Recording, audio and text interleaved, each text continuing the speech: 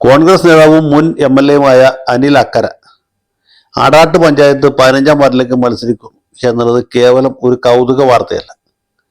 കൗതുകം അതിൻ്റെ അകത്തുണ്ട് എന്നുള്ളത് വ്യക്തമാണ്. പക്ഷെ കൗതുകത്തെക്കാൾ ഉപരിയായ മറ്റ് ചില ഘടകങ്ങൾ കൂടി അതിൻ്റെ അകത്തുണ്ട് എന്ന് വേണം മനസ്സിലാക്കാൻ. അനിൽ അക്കര രാഷ്ട്രീയത്തിൽ വരുന്നത് ഒരു പഞ്ചായത്ത് മെമ്പറായിട്ടാണ്. ആടാട്ട് പഞ്ചായത്തിൽ തന്നെ. ആടാട്ട് പഞ്ചായത്ത് അംഗമായിരുന്നു, പിന്നീട് വൈസ് പ്രസിഡന്റായിരുന്നു, കുറച്ചുകൾ ആക്ടിംഗ് പ്രസിഡന്റായിരുന്നു, പിന്നെ കുറേ കാലം പഞ്ചായത്ത് പ്രസിഡന്റായിരുന്നു. അങ്ങനെ 10 കൊല്ലം അദ്ദേഹം പഞ്ചായത്ത് മെമ്പറായിട്ട് പ്രവർത്തിച്ചാണ്. അതിനുശേഷം ജില്ലാ പഞ്ചായത്ത് അംഗമായി, ജില്ലാ പഞ്ചായത്ത് സ്റ്റാൻഡിംഗ് കമ്മിറ്റി ചെയർമാനുമായിരുന്നു എന്നാണ് എനിക്ക് തോന്നുന്നത്. അതിനുശേഷമാണ് അദ്ദേഹം നിയമസഭയിലേക്ക് മത്സരിക്കുന്നത്. ആദ്യത്തെ മത്സരത്തിൽ വളരെ ചെറിയ മാർജിനിലാണെങ്കിൽ പോലും വടക്കാഞ്ചേരിയിൽ നിന്ന് അദ്ദേഹം തെരഞ്ഞെടുക്കപ്പെട്ടു. ഇക്കഴിഞ്ഞ തെരഞ്ഞെടുപ്പിൽ അദ്ദേഹം വടക്കാഞ്ചേരിയിൽ തന്നെ വീണ്ടും മത്സരിച്ചു, പരാജയപ്പെട്ടു. തെരഞ്ഞെടുപ്പ് ആകുമ്പോൾ ജയവും തോൽവിയൊക്കെ ഉണ്ടാവും, അതിൽ വലിയ അത്ഭുതമൊന്നുമില്ല. അനിൽ അക്കരയ്ക്ക് വേണമെങ്കിൽ അടുത്ത തെരഞ്ഞെടുപ്പിലും വടക്കാഞ്ചേരിയിൽ നിന്നോ കുന്നംകുളത്തു നിന്നോ സമീപത്തുള്ള മറ്റേതെങ്കിലും മണ്ഡലത്തിൽ നിന്നോ മത്സരിക്കാവുന്നേ ഉള്ളൂ. ജയിക്കാനും പാടില്ലായില്ല.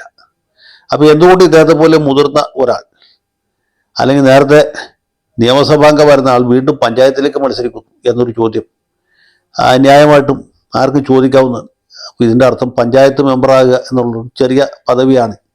നിയമസഭാംഗമായിരുന്ന ആൾ പഞ്ചായത്തിലേക്ക് മത്സരിക്കുക എന്ന് പറഞ്ഞാൽ 10ാം ക്ലാസ് പാസ്സായ ആൾ പിന്നീട് 1ാം ക്ലാസ്സിൽ പോയി ചേരുന്ന പോലെയാണ് എന്നൊക്കെ ചില ആളുകൾ സമീകരിച്ച് പറയുന്നത് കേട്ടു. അത് തെറ്റാണ്.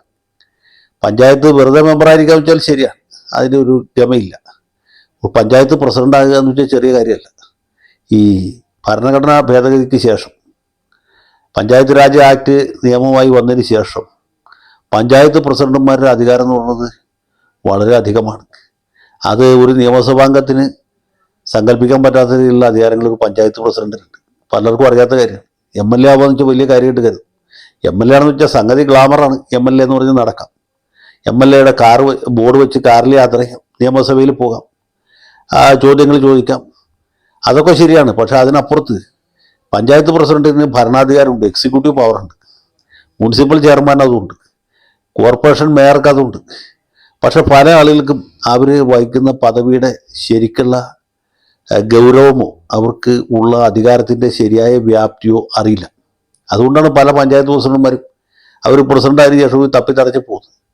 നേരെ മറിച്ച് അനിൽ അക്കരെ പോലെ പരിചയസമ്പന്നരായ ഒരാൾക്ക് പഞ്ചായത്ത് പ്രസിഡന്റാകാൻ കഴിയുകയാണെങ്കിൽ തീർച്ചയായിട്ടും അദ്ദേഹത്തിന് അതിൻ്റെ പൂർണ്ണമായ അർത്ഥത്തിൽ ഈ അധികാരം വിനിയോഗിക്കാൻ കഴിയും. അവിടെ വരുന്ന ഫണ്ട് എത്രയാണ്, അവർ കൈയാളുന്ന അധികാരം എത്രയാണ് എന്ന ആ സ്ഥാനത്ത് എത്തിയാലേ മനസ്സിലാവുകയുള്ളൂ. നമ്മുടെ നാട്ടിലെ പല ആളുകൾക്കും ഇതറിയില്ല. അതുകൊണ്ടാണ് പഞ്ചായത്ത് പ്രസിഡന്റുമാരെ അങ്ങനെ ആളുകൾ വില കുറച്ച് കാണുന്നത്. സത്യത്തിൽ എം.എൽ.എക്കാളും പ്രധാനപ്പെട്ട അധികാരങ്ങൾ കൈയാളുന്ന പദവി പഞ്ചായത്ത് പ്രസിഡന്റിൻ്റെയാണ്. ഞാൻ വ്യക്തിപരമായ ഒരു അനുഭവം കൂടി പറയാം. ഞങ്ങളുടെ നാട്ടിൽ നാടോ അല്ലെങ്കിൽ മണ്ഡലത്തിൻ്റെ പേരോ അല്ലെങ്കിൽ എം.എൽ.എയുടെ പേരോ ഞാൻ പറയുകയില്ല. 15 കൊല്ലം എം.എൽ.എ ആയിരുന്ന ഒരു കോൺഗ്രസ് നേതാവ് ഉണ്ടായിരുന്നു. ആളിപ്പോഴും ഉണ്ട്, ഇപ്പം എം.എൽ.എ അല്ല. അദ്ദേഹത്തിൻ്റെ ജീവിതത്തിലെ ഏറ്റവും വലിയ ആഗ്രഹം മുനിസിപ്പൽ ചെയർമാനാകണം എന്നുള്ളതായിരുന്നു.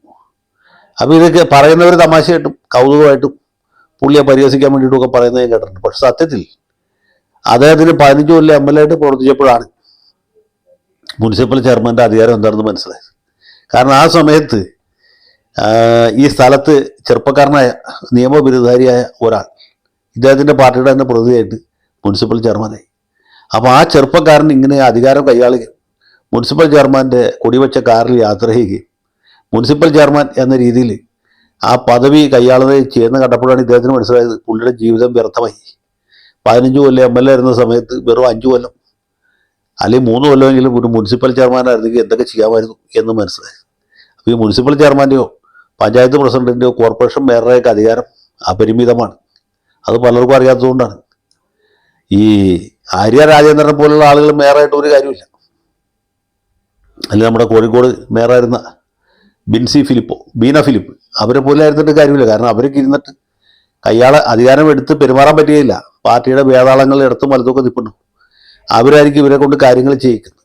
നേരെ മറിച്ച് കാര്യങ്ങൾ ചെയ്യാൻ അറിയാവുന്ന പാർട്ടിയിൽ അതിന് ഭാഗത്തിന് സീനിയോറിറ്റിയുള്ള ഒരാളെ സംബന്ധിച്ചോളം തീർച്ചയായിട്ടും പഞ്ചായത്ത് പ്രസിഡന്റിൻ്റെ അല്ലെങ്കിൽ മുനിസിപ്പൽ ചെയർമാൻ്റെ കോർപ്പറേഷൻ മേയറുടെ അധികാരമാണ് എം.എൽ.എയുടെ അധികാരത്തെക്കാളും ഒരുപക്ഷെ എം.പിയുടെ അധികാരത്തെക്കാളും കൂടുതലായിട്ടുള്ളത്.